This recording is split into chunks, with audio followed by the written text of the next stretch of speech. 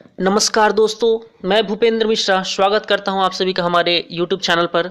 दोस्तों, आज के वीडियो में हम लोग मुगल साम्राज्य के बारे में देखेंगे। यह मुगल साम्राज्य का सेकंड पार्ट है और इस वीडियो में हम लोग मेनली अकबर और जहांगीर के बारे में देखेंगे। पूरा का पूरा डिटेल में है दोस्तों।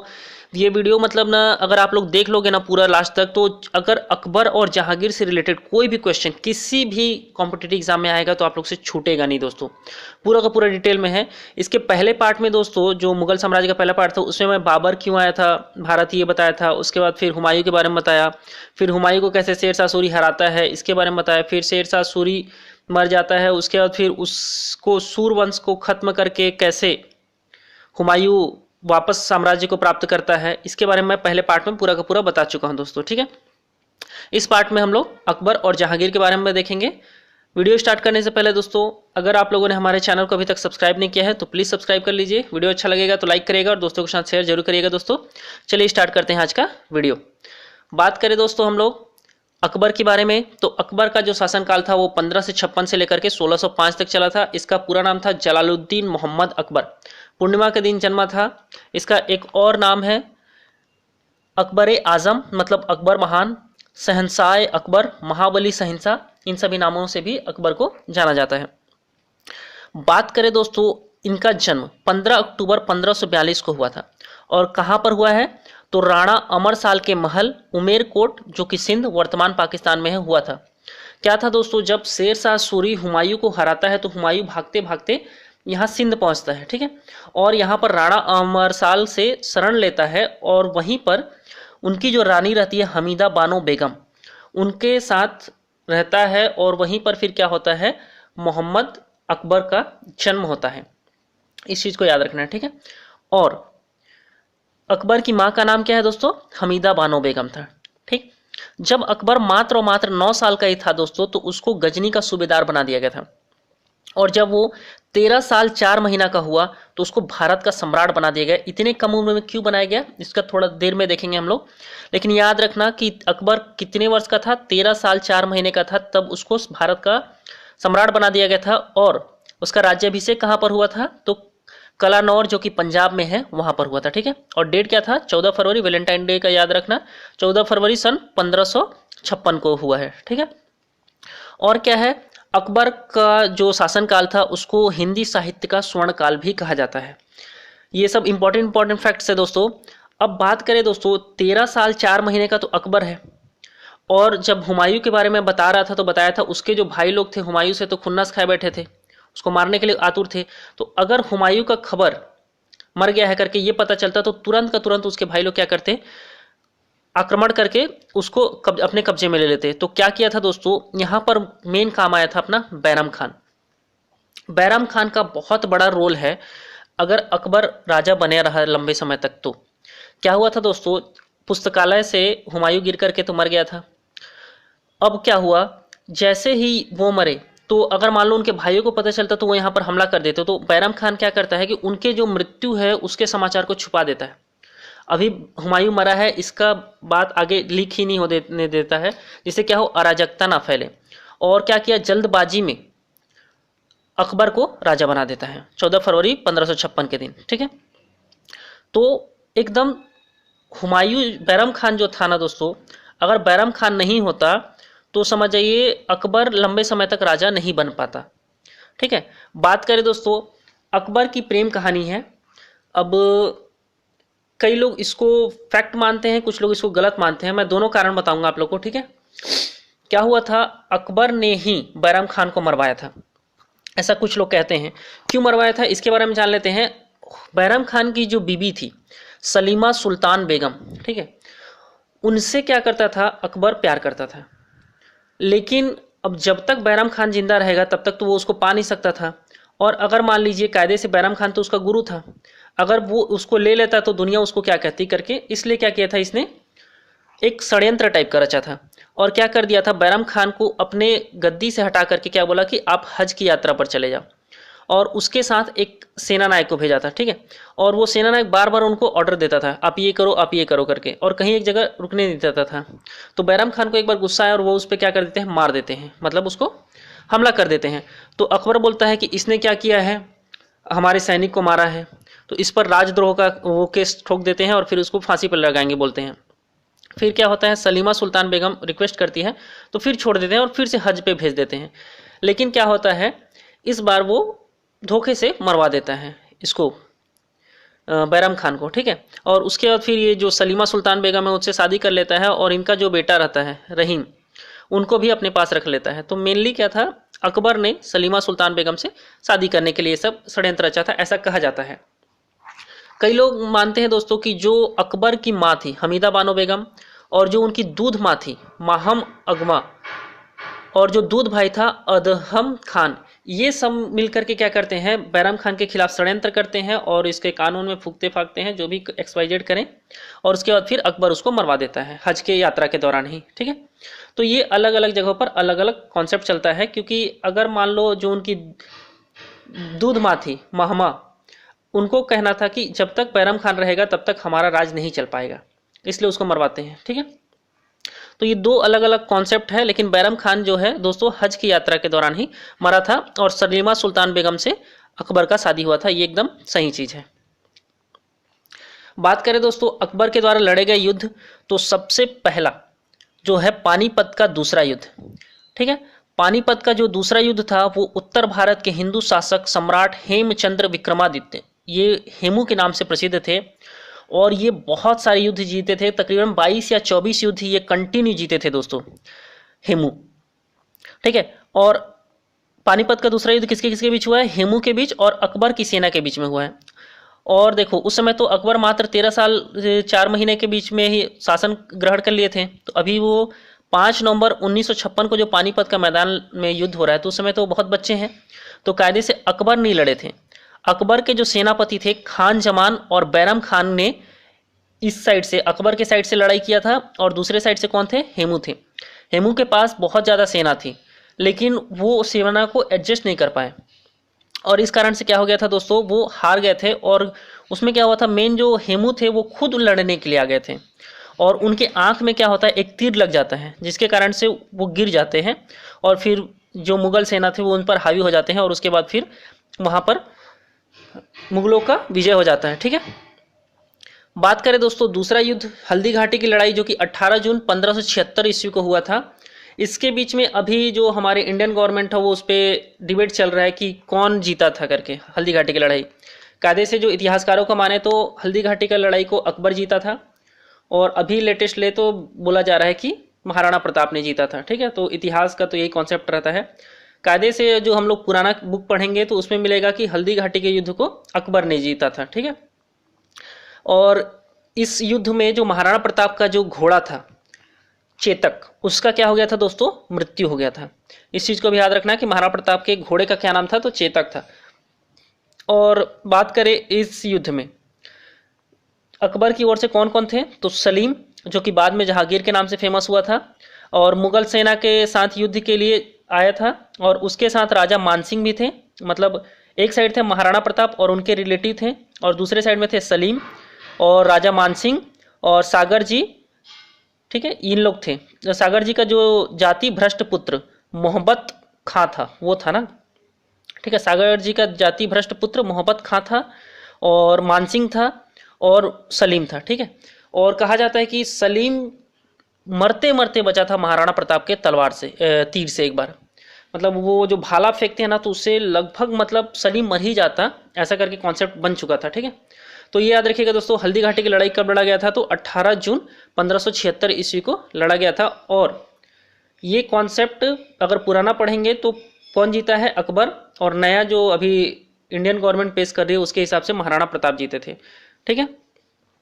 याद रखिएगा इसको। अगला है दोस्तों अकबर की उत्तर भारत की विजय। तो पहला आता है दोस्तों मालवा शासक जो बहादुर शाह जफर के खिलाफ उन्होंने लड़ा था, उसमें क्या हुआ था, तो दोस्तों जो मुगल सेनापति थे अधम खान और पीर मोहम्मद, यह अकबर की पहली विजय थी। अकबर की पहले विजय कौन था दोस्तों, मालवा पर जो विजय प्राप्त किया था वो अकबर का पहला विजय था। दूसरा है दोस्तों गोड़वाना विजय। इसमें जो अपोजिट में कौन थी, तो शासक जो थी रानी दुर्गावती, महोबा की चंदेल राजकुमारी थी वो थी, और यहाँ पर मुगल सेनापति कौन था, तो आशफ खां था। और गोड़वाना राज्य की शासिका महोबा की चंदेल राजकुमारी रानी दुर्गावती थी। यह अपने अल्पवयस्क पुत्र वीर नारायण की संरक्षिका थी और अकबर ने गोंडवाना विजय करने के बाद चंद्र शाह के यह राज्य वापस कर दिया था और गोंडवाना की राजधानी चैरागढ़ उस समय थी। ठीक है, गोंडवाना की राजधानी उस समय क्या थी दोस्तों? चैरागढ़ थी। तो दूसरा विजय इसने क्या जीता है? गोंडवाना विजय किया है। तीसरा था राजस्थान विजय। राजस्थान में जो आमेर करके है दोस्तों, ये हुआ था 1562 में और इसके शासक थे आपका बिहारी मल। ठीक है, आमेर ने स्वेच्छा से अकबर की अधीनता स्वीकार कर ली थी और यह पहला राजपूताना राज्य था जिसने अकबर के साथ वैवाहिक संबंध स्थापित किया था। मतलब आमेर के जो जोधा थी, जोधा का शादी हुआ था फिर किसके साथ? अकबर के साथ। ठीक है, और बिहारी मल ने अपनी पुत्री जोधाबाई का विवाह अकबर के साथ कर दिया था जिससे जहांगीर उत्पन्न होता है और बाद में वही जहांगीर क्या होता है? अकबर के मरने के बाद फिर राजा बनता है। और अकबर ने भारमल के दत्तक पुत्र भगवान दास एवं पुत्र मान सिंह को उच्च मानसब पद प्रदान किया था। ठीक है, तो ये जो है आमेर का युद्ध भी अपने को याद रखना है। बात करें दोस्तों उसको मेड़ता विजय। मेड़ता विजय कब हुआ था? तो 1562 में। और अपोजिट शासक कौन था? तो जयमल था। और मुगल के साइड से लड़ने कौन गया था? तो सरफुद्दीन गए थे। ठीक है, उसके बाद आता है मेवाड़ का विजय 1568 में और इसके शासक कौन है दोस्तों? उदय सिंह है।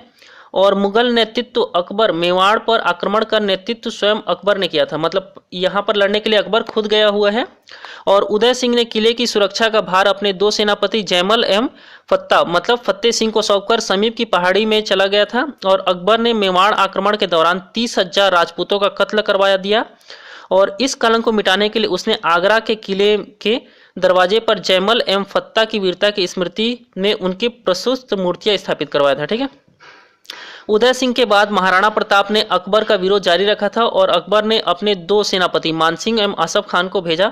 फलस्वरूप हल्दी घाटी का प्रसिद्ध युद्ध हुआ था जिसको क्या हुआ था? अकबर जीत गया था। कई लोग बोलते हैं अभी महाराणा प्रताप जीत गया था, इस चीज को देखना है। ठीक है, उसके बाद होता है दोस्तों रणथंभौर विजय। ये 1569 में होता है और अपोजिट शासक थे सूरजजन राय और इस समय जो मुगल साइड से नेतृत्व कर रहे थे वो थे अकबर और भगवान दास। बात करें दोस्तों कालिंजर विजय 1569 में होता है और इसमें अपोजिट शासक है रामचंद्र और मुगल के साइड से नेतृत्व कर रहे थे मजनू खां काकसा। उसके बाद है दोस्तों मारवाड़ या बीकानेर और जैसलमेर जो कि 1570 में हुआ था। इन तीनों राज्यों के शासकों ने स्वेच्छा से अकबर की स्वाधीनता स्वीकार कर लिया था दोस्तों। और मारवाड़ के शासक जो थे रामचंद्र सेन, बीकानेर के कल्याणमल और जैसलमेर के शासक कौन थे? रावल राय हर राय थे। ठीक है, और आमनेर बीकानेर और जैसलमेर की रियासतों ने अकबर के साथ वैवाहिक संबंध स्थापित किया था। इस चीज को भी याद रखना है। टोटल अकबर ने लगभग दोस्तों 30 शादियां किया था। अकबर ने टोटल कितनी शादियां की हैं दोस्तों? लगभग 30 के आसपास शादी किया था। ठीक है, बात करें दोस्तों गुजरात विजय, बहुत इंपॉर्टेंट है। गुजरात विजय 1572 से 84 के बीच तक हुआ था और इसके जो अपोजिट शासक थे वो थे मुजफ्फर खां तृतीय। प्रारंभ में क्या था दोस्तों? अकबर ने स्वयं गुजरात विजय का नेतृत्व किया था। गुजरात पर अधिकार करने के बाद अकबर ने मिर्जा अजीज कोका को गुजरात का गवर्नर नियुक्त कर दिया और फिर वापस आ जाते हैं। इसी बीच उनको सूचना मिलती है कि गुजरात के मोहम्मद हुसैन मिर्ज ने विद्रोह कर दिया है और अकबर ने बहुत तीव्र गति से आकर 1573 ईस्वी में इस विद्रोह को कुचला था। अकबर के इस तीव्र अभियान के बारे में एक स्मिथ करके लेखक है वो लिखते हैं कि यह संसार के इतिहास का सर्वाधिक द्रुतगामी आक्रमण था। तो याद रखना, संसार के इतिहास का सर्वाधिक द्रुतगामी आक्रमण किस विजय को कहा गया है? गुजरात विजय को कहा गया है। और किसने कहा है? तो दोस्तों स्मिथ ने कहा था। गुजरात में ही अकबर सर्वप्रथम पुर्तगालियों से मिले और कैम्बो में समुद्र को देखा था। तो ये भी एग्जाम में पूछता है दोस्तों कि पुर्तगालियों से अकबर सबसे पहले किस समय मिले थे? तो गुजरात विजय के समय मिले थे। और समुद्र को उन्होंने सबसे पहली बार कब देखा था? तो गुजरात विजय के समय ही देखा था। अकबर ने वापस लौटने पर वहां पुनः विद्रोह हो गया। जैसे फिर अकबर फिर से रिटर्न आता है तो फिर विद्रोह हो जाता है और इस विद्रोह को कुचलने का कार्य 1584 ईस्वी में अब्दुल रहीम ने किया था। इसी समय अकबर ने उसे खान खाना की उपाधि दी थी। तो अब्दुल रहीम खान खाना हम लोग आगे चल के पढ़ेंगे इनके बारे में। तो अब्दुल रहीम को खान खाना की उपाधि कब दिया गया था? तो गुजरात विजय के समय ही दिया गया था। ठीक है, और जो फतेहपुर सिकरी है वहां पर फतेहपुर सिकरी में क्या किया है? बुलंद दरवाजा का भी बनवाया था। ये इसी गुजरात विजय के ही उपलक्ष्य में समझ जाओ। बात करें दोस्तों उसके बाद था बिहार एवं बंगाल विजय। ये हुआ था 1574 से 76 में और इसमें अपोजिट शासक थे दाऊद मुगल। ठीक है, दाऊद थे और मुगल का नेतृत्व कर रहे थे मुनीफ खान। काबुल विजय की बात करें तो दोस्तों शासक थे मिर्जा हकीम और अकबर का जो कायदे से सौतेला भाई था। और मुगलों के नेतृत्व कर रहे थे अकबर और मानसिंह कर रहे थे। काबुल विजय के बाद अकबर ने मिर्जा की बहन बख्तुन्निसा बेगम से वहां का गवर्नर बनाया, परंतु बाद में काबुल को मुगल साम्राज्य में मिला लिया गया, तब राजा मान सिंह को वहां का गवर्नर बनाया गया था। ठीक है। कश्मीर विजय बात करें दोस्तों 1585 से लेकर 86 शासक, ठीक है, 1585 से 86 तक चला था। और उस समय शासक कौन थे तो यूसुफ खां थे, और मुगल लोग के साइड से थे भगवान दास और कासिम खान थे। सिंध विजय बात करें दोस्तों 1591 से लेकर के चला था, और अपोजिट शासक थे जानी बेग, और मुगल साइड से वो कर रहे थे, नेतृत्व कर रहे थे अब्दुल रहीम खान। उड़ीसा विजय हुआ था दोस्तों 1590 से लेकर 92 तक चला था, और अपोजिट शासक थे निसार खां, और मुगलों के साइड से नेतृत्व कर रहे थे मान सिंह। बलूचिस्तान विजय दोस्तों 1595 में चला था। ठीक है। और अपोजिट शासक थे पन्नी अफगान, और मुगल साइड से नेतृत्व कर रहे थे दोस्तों मीर कासिम। कांधार विजय जो था, कांधार के शासक मुजफ्फर हुसैन मिर्जा के स्वेच्छा से मुगल सरदार शाहबेग को कांधार सौंपकर स्वयं अकबर का मानसबदार बन गया था। ठीक है। इस प्रकार मेवाड़ को छोड़कर संपूर्ण उत्तर भारत अकबर के अधीन आ गया था। सिर्फ और सिर्फ मेवाड़ जो था दोस्तों वो बस क्या था तो अकबर के कब्जे में नहीं आ पाया था। बात करें दोस्तों अब हम लोग अकबर का दक्षिण भारत के विजय के बारे में, तो अकबर के दक्षिण भारत के विजय के दो उद्देश्य थे। पहला तो वो जो अखंड भारत का निर्माण करना चाहता था उसका था, और दूसरा था पुर्तगीजों की शक्ति पर नियंत्रण। उस समय क्या था, पुर्तगाली भी आ रहे थे हमारे देश में। अहमदनगर जो था दोस्तों, यहाँ का शासिका जो थी वो चांद बीबी थी, जो बीजापुर के शासक आदिल शाह प्रथम की विधवा थी। अकबर ने अब्दुल रहीम खाना एवं मुराद को अहमदनगर पर विजय के लिए भेजा था, और 1590 ईस्वी में दोनों के बीच युद्ध हुआ, परंतु चांद बीबी क्या होती है, हार जाती है, और फिर अहमदनगर भी क्या हो जाता है, अकबर को मिल जाता है। बात करें दोस्तों असीरगढ़ का विजय, ये बहुत इंपॉर्टेंट है, इसको याद रखना है। ठीक है। मीरन बहादुर असीरगढ़ के विजय अकबर की अंतिम विजय थी। तो अकबर का अंतिम विजय कौन सा है दोस्तों, तो असीरगढ़ का विजय। ठीक है। और ये कब हुआ था, 1601 में। तो इसका अंतिम विजय कौन सा था, असीरगढ़ का विजय था। और आप लोग को नीचे कमेंट करके बताना कि अकबर का पहला विजय कौन सा था। ठीक है। अकबर के दक्षिण राज्यों को खानदेश, बरार और अहमदनगर की सूबेदारी अपने पुत्र दानियाल और को प्रदान की, तथा स्वयं दक्षिण के सम्राट का उपाधि धारण कर लिया था। ठीक है। ये इतना सब होने के बाद अपने आप को दक्षिण का सम्राट उसने घोषित कर दिया था। बात करें दोस्तों अकबर के समय कौन कौन सा विद्रोह हुआ था, तो एक विद्रोह था दोस्तों उज्बेगों का विद्रोह। अब ये क्या था दोस्तों, उज्बेग जो थे अफगानिस्तान से संबंधित थे, और 1564 ईस्वी में मालवा के अब्दुल्ला खान ने विद्रोह किया, परंतु इसे कुचल दिया गया था। और 1565 में ईस्वी में जैनपुर के खान जमान एवं उसके भाई बहादुर खान ने विद्रोह किया, और उसको भी क्या कर दिया गया था दोस्तों, कुचल दिया गया था। दूसरा विद्रोह हुआ था दोस्तों मिर्जा वर्ग का विद्रोह था। मिर्जा लोग जो थे अकबर के कायदे से रिश्तेदार ही थे, और इब्राहिम मिर्जा, मोहम्मद हुसैन मिर्जा आदि ये सब विद्रोह किया था इन्होंने, और इसे 1573 ईस्वी में भी समाप्त कर दिया गया था। एक था दोस्तों बंगाल और बिहार का विद्रोह।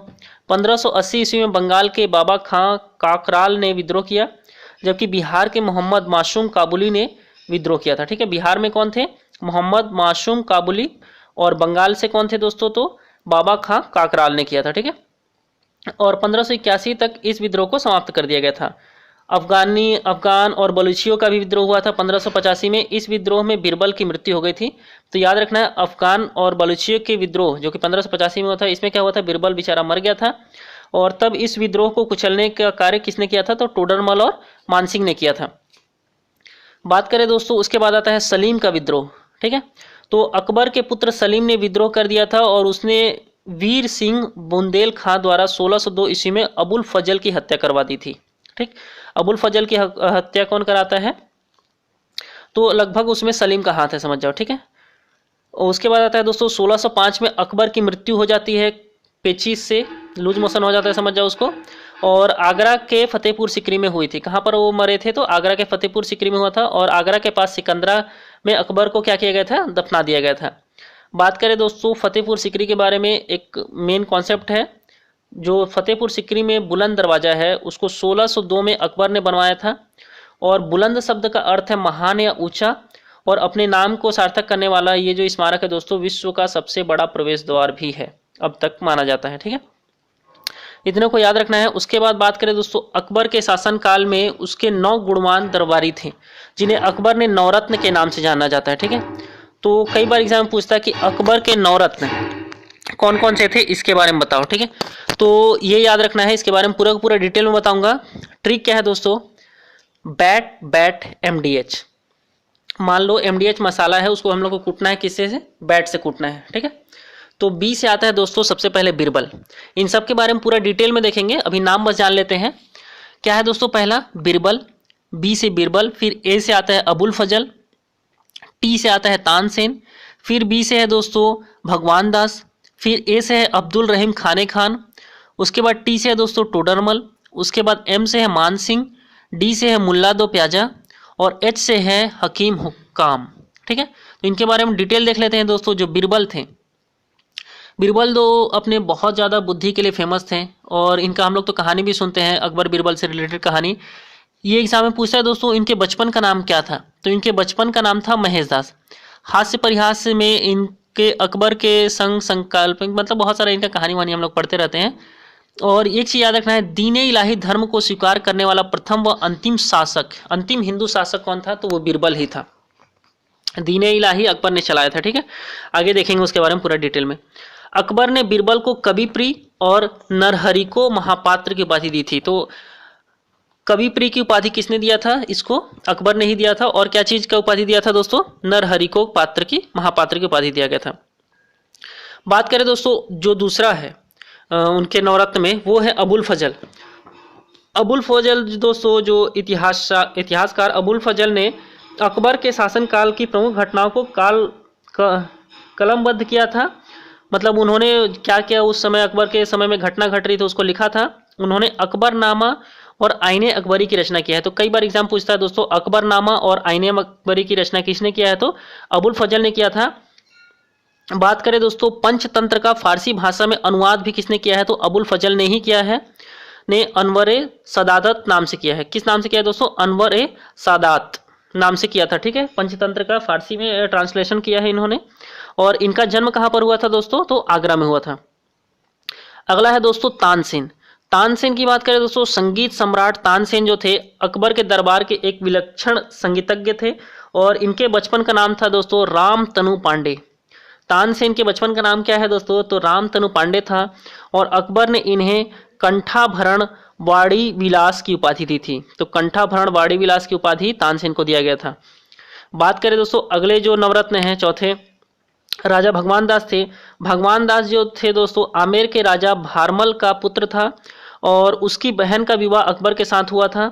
अकबर ने उसे 5000 का मानसदार बना दिया था।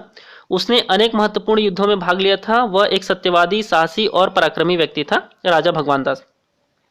अब्दुल रहीम खाने खाना बात करें तो यह अकबर के दरबार का राजकवि था।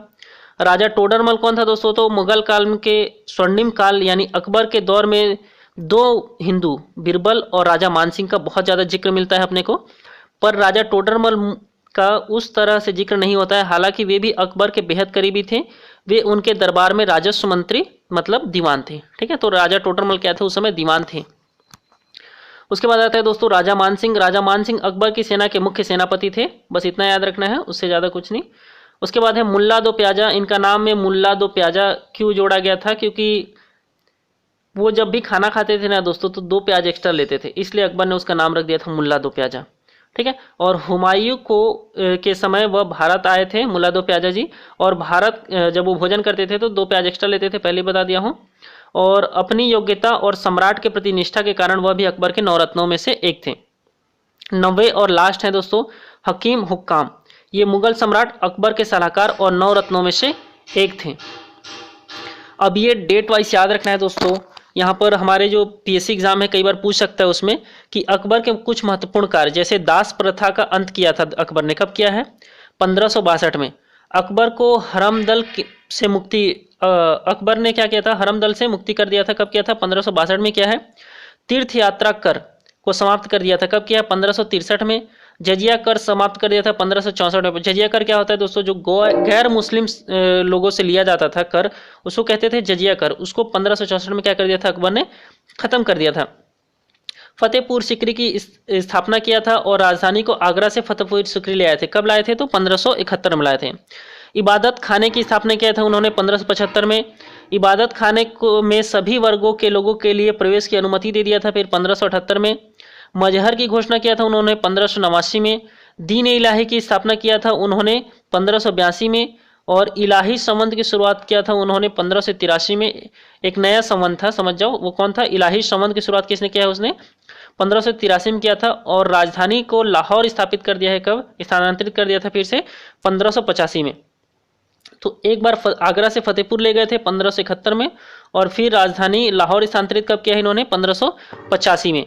तो इतने मेन काम थे दोस्तों। इसके बाद आता है हमारा नसरुद्दीन मोहम्मद जहांगीर बादशाह गाजी। कायदे से इसका इतना लंबा चौड़ा नाम है, मेन इसको जहांगीर के नाम से फेमस हुआ था। और इसका शासनकाल चला है दोस्तों 1605 से लेकर के 1627 तक। बात करें इसका जन्म कहाँ हुआ है, तो फतेहपुर सिकरी में स्थित शेख सलीम चिश्ती की कुटिया में इसका जन्म हुआ है। ठीक है। और बात करें दोस्तों इनके माँ का नाम क्या था, तो जोधाबाई था। और पिता कौन, इनके गुरु कौन है, तो अब्दुल रहीम खान खाना इनके गुरु थे। और इनके बचपन का नाम क्या था दोस्तों? सलीम था। और अकबर इनको प्यार से शेखू कहते थे। क्या कहते थे दोस्तों? शेखू कहते थे। और इनका विवाह बहुत सारे ये भी शादी किए हैं। पहला आमेर के राजा भगवान दास की पुत्री मानबाई से इनका शादी हुआ था, जिससे इनका पुत्र खुसरो उत्पन्न हुआ था। आगे चल के खुसरो ही शाहजहां बनता है और इनसे विद्रोह करता है, वो हम लोग बाद में देखेंगे। ठीक है। मानबाई की मृत्यु जो है अफीम खाने से हुई थी। ये जो मानबाई थी उसकी मृत्यु कैसे हुई थी, तो अफीम खाने के कारण हुई थी। इन्होंने और भी विवाह किया था, जैसे मारवाड़ के राजा उदय सिंह की पुत्री जगत गोसाई से किया है। और इसी से क्या होता है, शाहजहां उत्पन्न हुआ था। और शाहिए जमाल इससे परवेज उत्पन्न हुआ। और अन्य पुत्र सहरयार एक रखेल से उत्पन्न होता है। ठीक है। इनका एक और पुत्र था, कौन था? सहरयार। ये क्या है, एक रखेल से उत्पन्न होता है। बात करें दोस्तों इनके, हम लोग पुत्र को ही देख लेते हैं पहले। इनके टोटल 5 बेटे थे। खुसरो इसे अर्जुन देव का समर्थन प्राप्त था। परवेज इसे महाबत खान का समर्थन प्राप्त था। खुर्रम इसे जहांगीर का समर्थन मिला था।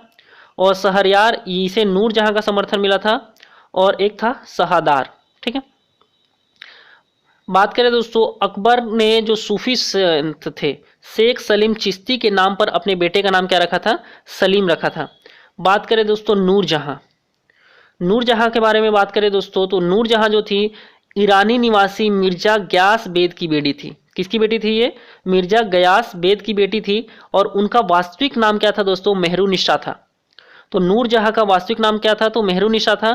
और 1549 ईस्वी में नूरजहां का विवाह जो था अली कुली बेग से हुआ था। ठीक है।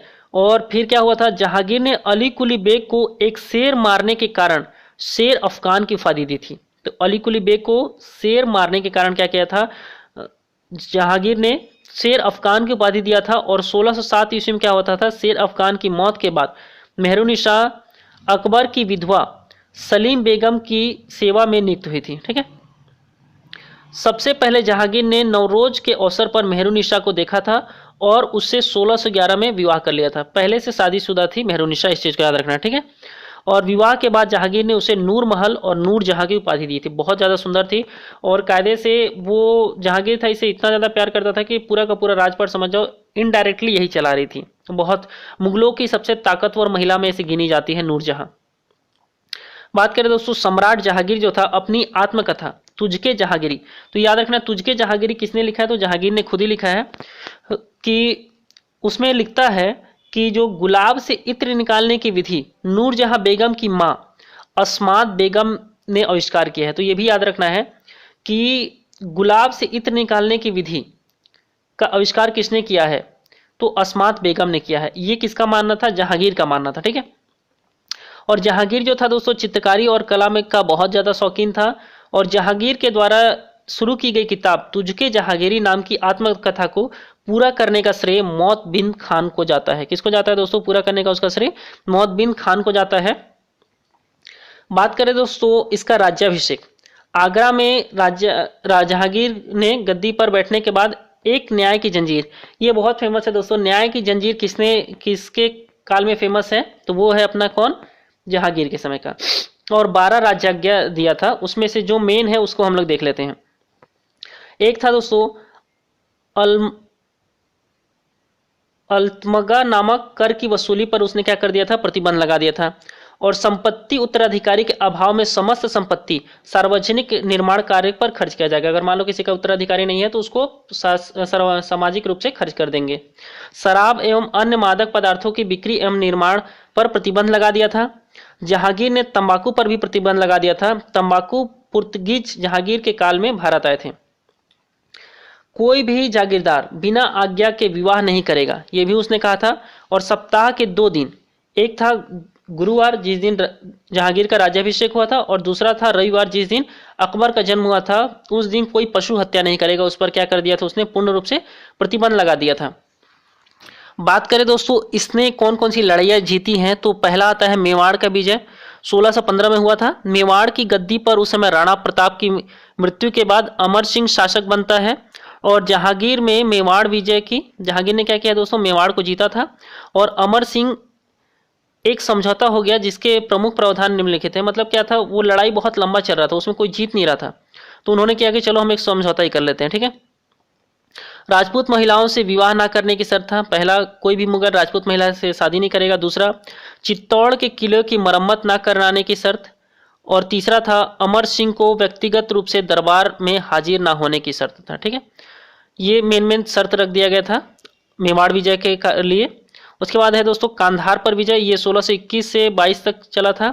और इसमें क्या था दोस्तों, शाह अब्बास के समय में कांधार मुगल क्षेत्र से निकल गया था और शाहजहां ने कांधार जाने से मना कर दिया, क्योंकि वह समझता था कि उसके जाने पर नूरजहां का दरबार में आधिपत्य स्थापित हो जाएगा, ठीक है। तो ये शाहजहां का जब कॉन्सेप्ट आएगा उस समय आएगा, ठीक है अपना। लेकिन कांधार पे भी इसने क्या किया था, अपना कब्जा कर लिया था। तीसरा है दोस्तों अहमदनगर की विजय। अकबर अहमदनगर की संपूर्ण विजय नहीं कर पाया था, इसका एक बड़ा भाग मालिक अंबर के अधीन था। जहांगीर ने 1616 ईस्वी में खुर्रम के अहमदनगर की विजय के लिए भेजा और दोनों पक्षों पर एक समझौता हो गया था। जहांगीर ने खुर्रम को इसी विजय के उपलक्ष्य में शाहजहां की उपाधि दी थी। तो आगे चल के दोस्तों जो खुर्रम जो था वही क्या बनता है, शाहजहां बनता है, ठीक है। इस चीज को याद रखना। बात करें दोस्तों उस समय कौन कौन सा विद्रोह हुआ था, तो उस समय हुआ था दोस्तों खुसरो का विद्रोह।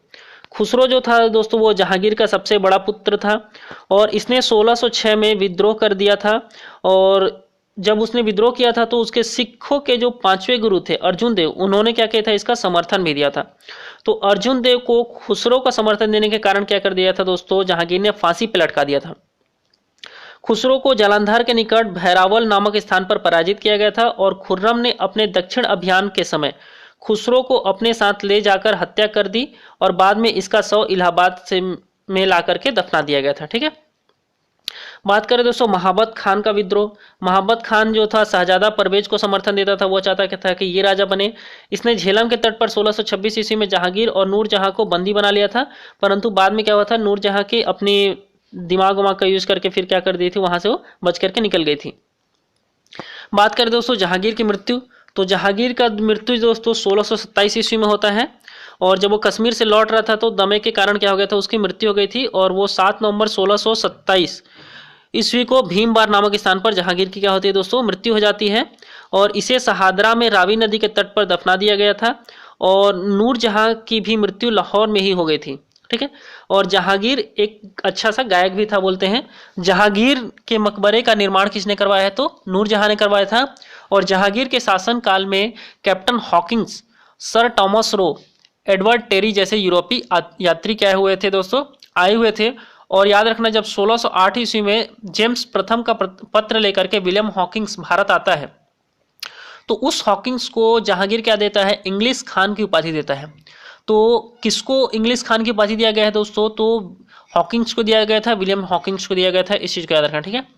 बात करें दोस्तों अशोक को कौशाम्बी स्तंभ पर समुद्रगुप्त की प्रयाग प्रशस्ति और जहांगीर का लेख उत्कीर्ण है। भारत का नेपोलियन बोला जाता है समुद्रगुप्त को। तो जो अशोक का कौशाम्बी स्तंभ है उस पर क्या है, समुद्रगुप्त के बारे में और जहांगीर के बारे में भी लिखा गया है। बात करें दोस्तों वीडियो बहुत ज़्यादा लंबा था, ठीक है, लेकिन इतिहास में हमको पूरा का पूरा डिटेल में जानना बहुत जरूरी होता है क्योंकि कुछ भी क्वेश्चन पूछा जा सकता है, ठीक है। इसलिए मैंने आपको पूरा का पूरा इतना डिटेल में बताया था दोस्तों। वीडियो अच्छा लगा होगा तो लाइक करिएगा और दोस्तों के साथ शेयर जरूर करिएगा दोस्तों। इसके अगले पार्ट में हम लोग शाहजहां और बाकी बचे जो मुगल हैं उनके बारे में देखेंगे। वीडियो अच्छा लगा हो तो दोस्तों के साथ शेयर जरूर करिएगा। दोस्तों वीडियो को लास्ट तक देखने के लिए बहुत बहुत धन्यवाद।